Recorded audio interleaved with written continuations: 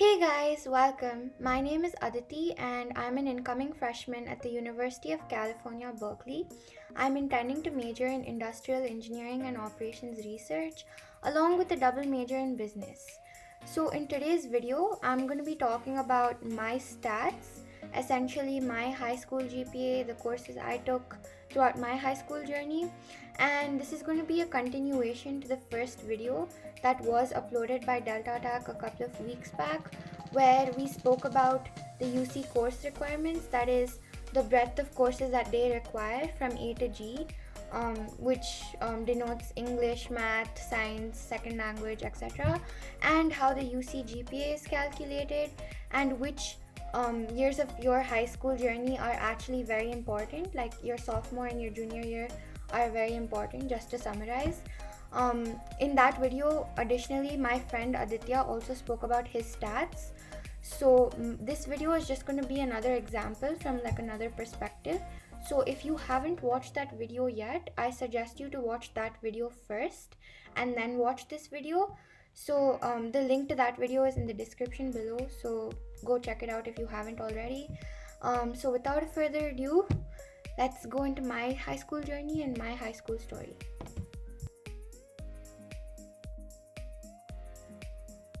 Okay, to start off with, I'd like to mention that my case is extremely unique. I don't know how many of you have a similar case as me, but if you do, then I'm really glad that I can give you my example, and I hope this is of some help to you. So I spent my freshman and sophomore, that is my 9th and 10th grade, in San Diego, California. And I moved to Bangalore, India for my junior and senior year of high school, that is my 11th and 12th grade. So in the whole moving process, my curriculums changed, the subjects that I took changed, the level of the subjects changed, and everything basically changed, right? So nothing to worry. Like, I was very worried. Like, I thought it's going to have like a very deep impact on my college application, but it went all fine, it went all smooth, so you guys don't have to worry. Okay, so to start off with, I spent my 9th and 10th grade of high school in a California public school which followed the regular California state curriculum. As most of you might know, the way high school works in the US is that you have regular level courses, which are regular level high school courses, and you have college level courses, which is also known as advanced placement or AP courses.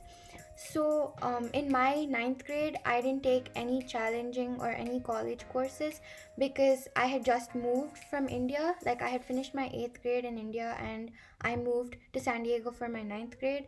So for my counselor, like my school counselor, to tell which course I should take, she wasn't very sure about it, nor was I, because I didn't know which level of math I exactly completed, because I just completed normal CBSE math in India.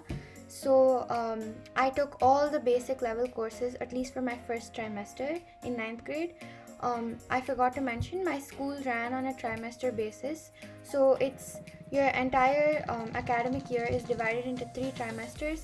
Each trimester is 12 weeks long. So in my first trimester, I took High School English 1, I took Integrated Math 1A, I took Spanish 1, I took Drawing and Painting as an elective, and we had freshman physical education, which was a compulsion for the entire freshman year. So I couldn't take anything in place of that, so I had to do that.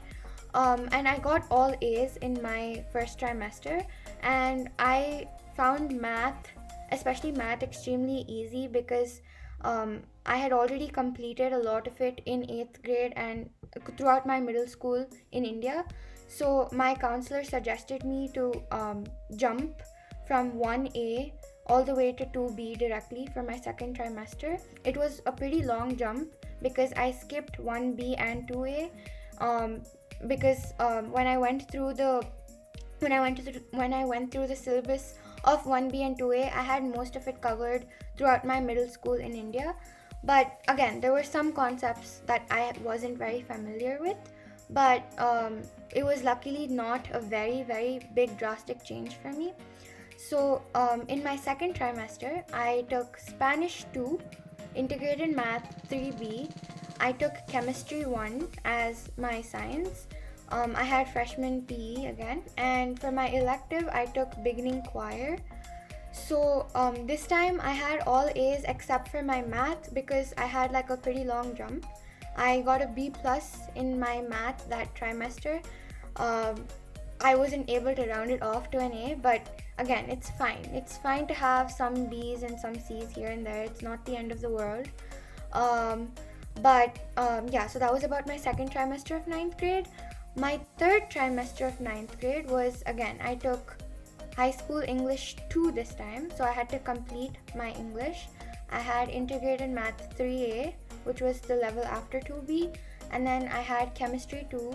I had freshman PE again as my compulsory course, and I had drawing and painting 2. I took drawing and painting 1 in the first trimester, so I took drawing and painting 2 in the third trimester.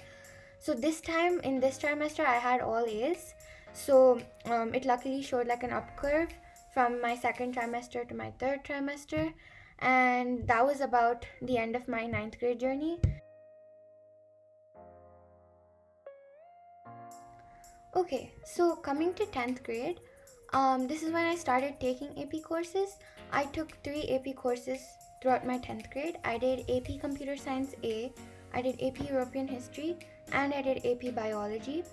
So in my first trimester of 10th grade, I took Integrated Math 3B, I did AP Computer Science A, I did AP Bio, AP European History, and I took Yoga. So the way AP courses work are that they are year-long courses. So unlike my ninth grade, I had parts of each course, like English had only 2 parts, and I could have taken them either first and third trimester or first and second trimester. But the way AP courses work are that they have to be taken throughout the year, so all 3 trimesters. So I'm going to keep repeating that. I just wanted to put a note out there. So in my first trimester of 10th grade, I had all A's except for my AP Computer Science class because I was completely new to coding. I didn't even know ABCD of how to program. In Java, I only had learned like Scratch and I knew HTML, but I didn't know anything about Java. So I had like a B plus in AP Computer Science for my first trimester. So and then for my second trimester, I took Honors Humanities 1, which is also the English course for 10th grade in the California state curriculum. I took Honors Pre-Calculus 1, which is math. I took AP Computer Science again, AP European History again, and AP Bio again. This time I had all A's except my AP European History was a B plus. So I had I bumped up my AP Computer Science from a B to an A because that's when I started gaining a lot of interest into computer science. But it was unfortunate that my history dropped to a B plus. And during my third trimester, I took Honors Humanities 2, that was the completion of English. I took Honors Pre-Calculus 2, which was completion of math. I took AP Com Sci again, AP European History again, and AP Bio again. I also did an AP Bio 6.5 class, which is after school credits, so that's extra credits for the third trimester.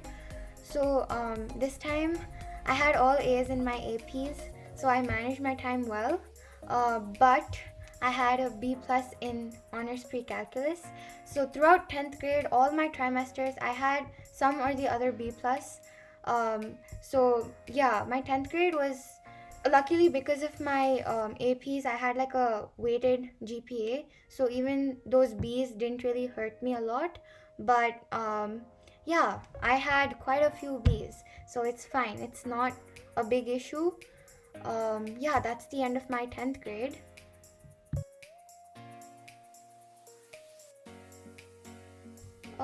Coming to my 11th grade journey, that's when I moved back to Bangalore and I switched my curriculum from the AP curriculum to the IB curriculum. So it was a pretty big change for me because I was used to the theoretical questions in the AP curriculum, and now IB was a lot more application based. So, as all of you might know, IB has two types of courses. You have higher level and you have standard level. Each student is required to take 6 subjects, 6 courses. So I took math, AA, English, physics, and computer science at higher level, and I took Spanish ab initio SL and psychology SL throughout my 11th and 12th grade. So, in the beginning of 11th grade, I did mess up quite a bit because it was a pretty big change, as I said earlier. So, in English, I got an A. In Spanish, I got an A. In psychology, I got an A. In physics, I had a C.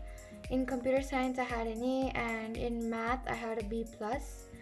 But towards the end of 11th grade, that's when I improved quite a bit. So in English I had an A, in Spanish I had an A plus, in psychology I had an A plus, in computer science I also had an A plus, in physics I managed to bring it up to an A, and in math also I managed to bring it up to an A. So I had like a C. I had quite a few B's also. So it's not the end of the world. Obviously, I encourage everyone to like work their best and put in their best, but sometimes things don't go as we predict them to go. Sometimes like you can be like a good test taker, or sometimes you're probably having a bad day and you give a bad test and that drops your grades down. But that doesn't mean that you don't care about the grades. Obviously grades matter, but as long as you have your other stuff, like your other extracurricular activities, you have good essays, you're involved and you're doing what you like and what you're passionate about, I think colleges do understand that we all are humans.